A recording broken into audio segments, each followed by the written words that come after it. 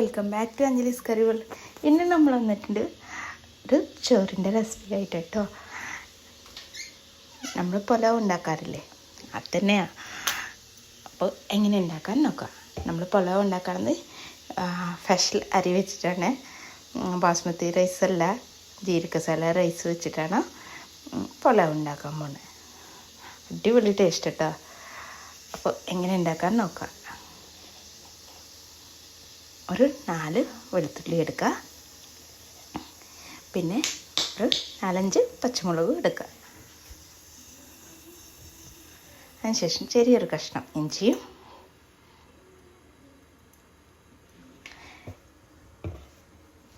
ഈ റൈസ് ഉണ്ടാക്കുമ്പോൾ കുറേ പാത്രങ്ങളൊന്നും ആവശ്യമൊന്നുമില്ല കേട്ടോ. ഒരു പോട്ട് കൊണ്ട് നമുക്കിത് ഉണ്ടാക്കിയെടുക്കാൻ പറ്റും. ഇനി ഒരു കഷ്ണം ഇഞ്ചി ഇട്ട് എടുത്തിട്ടുണ്ട്. പിന്നെ ഒരു പിടി മല്ലിയില എടുക്കുക. ആദ്യം നമുക്ക് ഇതെല്ലാം കൂടിയിട്ട് പേസ്റ്റായിട്ട് അരച്ച് കൊണ്ടുവന്നിട്ട് മാറ്റി വയ്ക്കുക.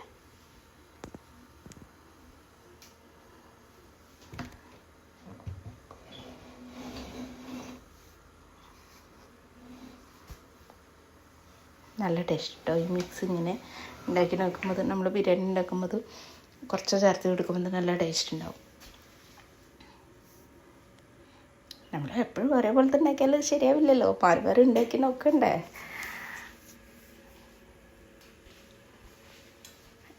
ഇതാദ്യം നമുക്ക് മിക്സ് ചെയ്തിട്ട് സൈഡിലേക്ക് മാറ്റി വയ്ക്കാം.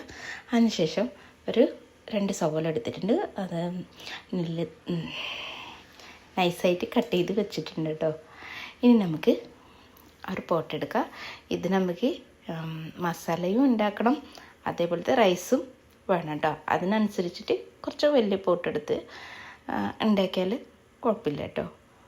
എടുക്കുമ്പോൾ തന്നെ കുറച്ച് വലുത് പോട്ടെടുത്തിട്ട് നോക്കാം.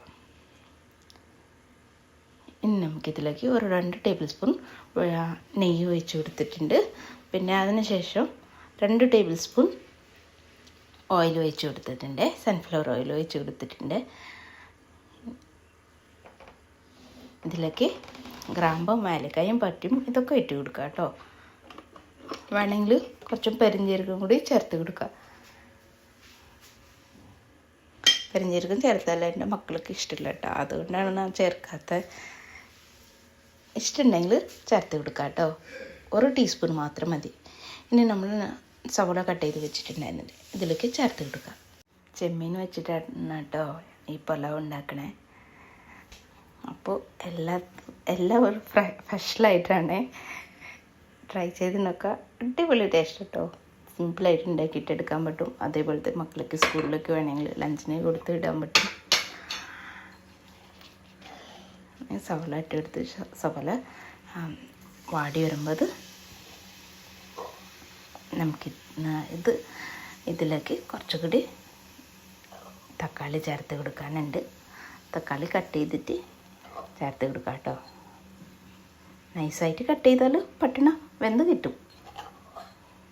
ഇതൊക്കെ നന്നായിട്ട് വാടി വരണേ.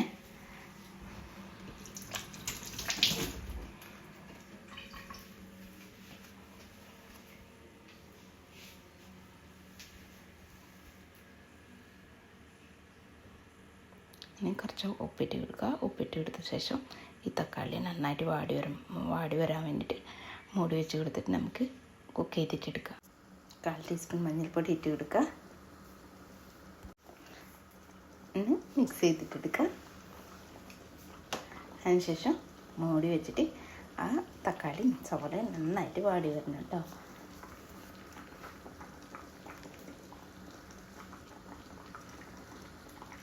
ഒരു 5 മിനിറ്റ് മൂടി വെച്ചെടുക്കുക കേട്ടോ.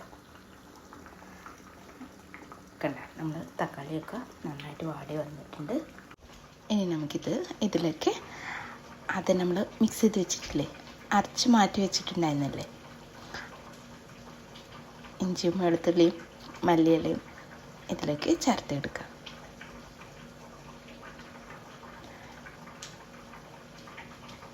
ഇത് ചേർത്ത് പിടിച്ചിട്ട് മിക്സ് ചെയ്യുന്നത് നല്ലൊരു സ്മെല്ലുണ്ടാവും.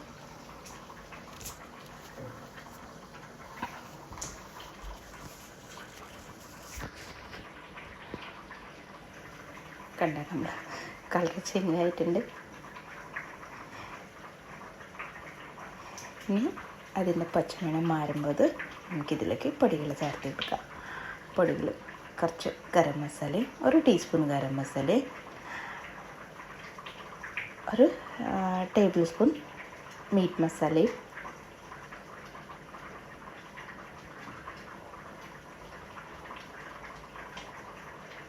1.5 ടീസ്പൂൺ നമുക്ക് ഇതിലേക്ക് കുരുമുളക് പൊടി ചേർത്തെടുക്കാം.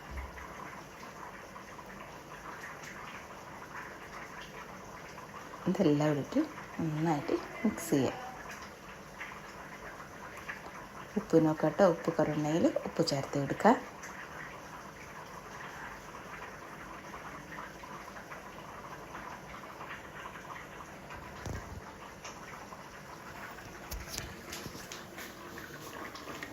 ഒരു 5 മിനിറ്റ് ഇങ്ങനെ മിക്സ് ചെയ്തിട്ടെടുക്കുക.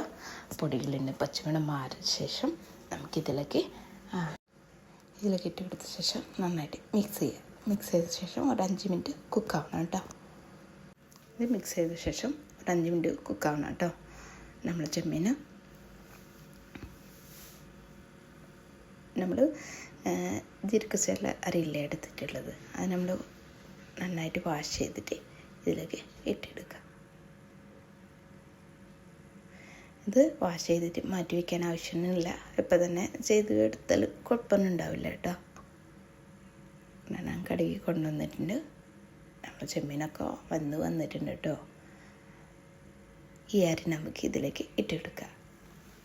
ഇതിലേക്ക് ഇട്ടെടുക്കുമ്പോൾ പുതിനയില ഉണ്ടെങ്കിൽ ചേർത്ത് കൊടുക്കാം കേട്ടോ. എൻ്റെ കയ്യിലില്ല, അത് കാരണം ഞാൻ ചേർത്ത് കൊടുത്തിട്ടില്ല. നമ്മൾ അരിയൊക്കെ ഇട്ടെടുത്ത ശേഷം നന്നായിട്ട് മിക്സ് ചെയ്യും. മിക്സ് ചെയ്ത ശേഷം ഞാൻ 2 ഗ്ലാസ് അരിയാണ് എടുത്തിട്ടുള്ളത്. ഇതിലേക്ക് ഒരു 4 ഗ്ലാസ് വെള്ളം എടുക്കുക. അതിന് മുമ്പ് നമുക്കിതിലേക്ക് ഒരു നാരങ്ങ നീര് ചേർത്ത് കൊടുക്കുക കേട്ടോ. Lemon juice വെച്ചെടുക്കുക.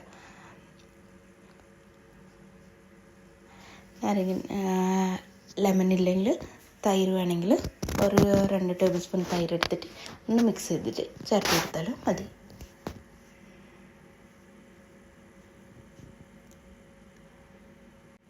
ഈ സമയത്ത് നമുക്ക് ഉപ്പ് നോക്കുക. ഉപ്പ് കുറവുണ്ടെങ്കിൽ ഉപ്പ് ചേർത്ത് കൊടുക്കുക. ഇനി ഒന്നുമില്ല കേട്ടോ, മൂടി വെച്ച് കൊടുക്കുക. ഒരു 10-15 മിനിറ്റ് ആയാൽ നമ്മൾ റൈസ് കുക്കായിട്ട് കിട്ടും. കണ്ട നമ്മൾ പുലാവ് റെഡി ആയിട്ടുണ്ട്.